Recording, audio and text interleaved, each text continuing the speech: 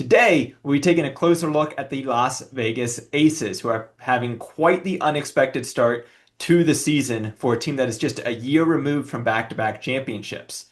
But not only will we be talking about what's going on in Vegas this season, we'll also be focused on some key components of how the Aces built themselves up into a dynasty, something that here locally in DC, the Washington Mystics are trying to replicate and lay the foundation for this season. That leads us to the guest of the show, Kelly Johnson from The Next. She's the next reporter for the Las Vegas Aces.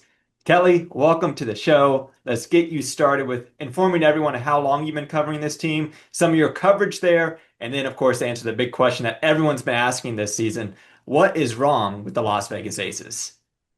Well, thank you for having me. This has been my first season covering the Aces. I've been following them for about a few years now since my senior year of high school. And being able to cover this team has been an honor. It's been amazing watching all these stars take on the stars in Vegas, the back to back champions. And right now, the back to back champions aren't looking too good. There seems to be a few problems. Their starting five, Jewel Lloyd taking over Kelsey Plum's role, a lot of their team going to different teams within free agency, trying to build that connection with the bench. There's a lot to do. There's a lot to do going into July.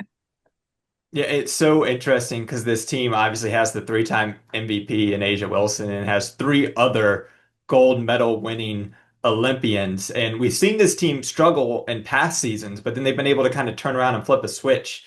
Um, Locally with the Mystics, we've seen Washington play the Aces twice. I know that just happened a few games ago. What are your thoughts on these young Mystics and just how they were able to match up so well against this Aces team? These young Mystics, they're impressive. I mean, Sonia Citron, Kiki Irafin, they've taken over. It appears they've taken over a leadership position that they necessarily didn't need to take over. Their drive to win has been impressive. And Jade Melbourne, after taking that hit, really tough for going back out on the bench and still being there all smiles and cheering on. I know I've seen they've gone to a couple Washington Capitals games, so maybe she learned that from Alex Ovechkin. Who knows? But their toughness, their level of maturity already at a professional level in their first year, it's impressive.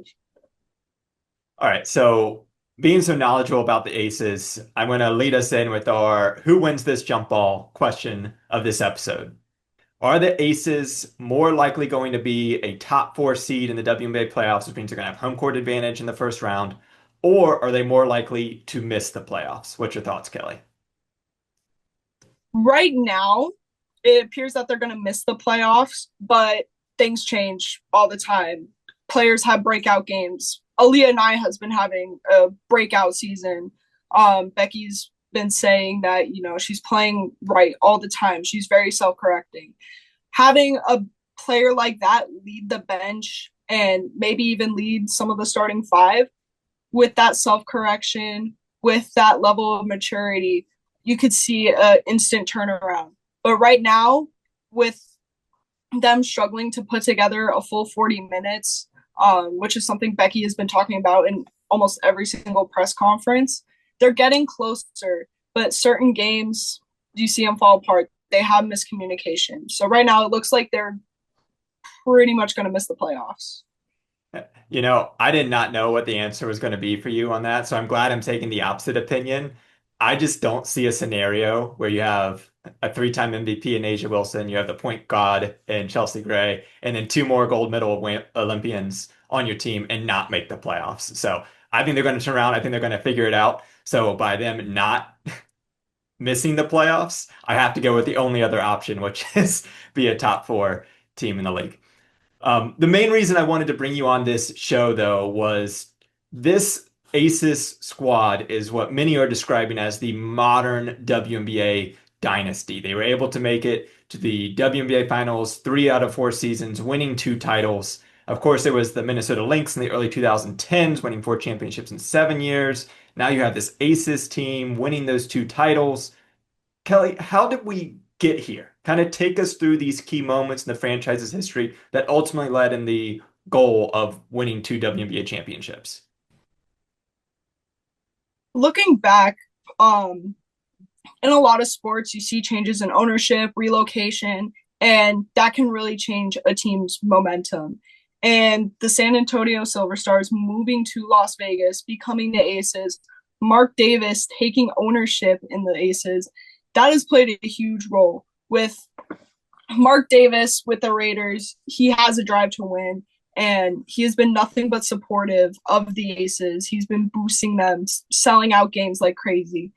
And that relocation, that new purchase, that really changed the way the team was going. Looking back at their history, San Antonio, they they've never won a championship. The Utah Stars, they're the original team, they've never won a championship.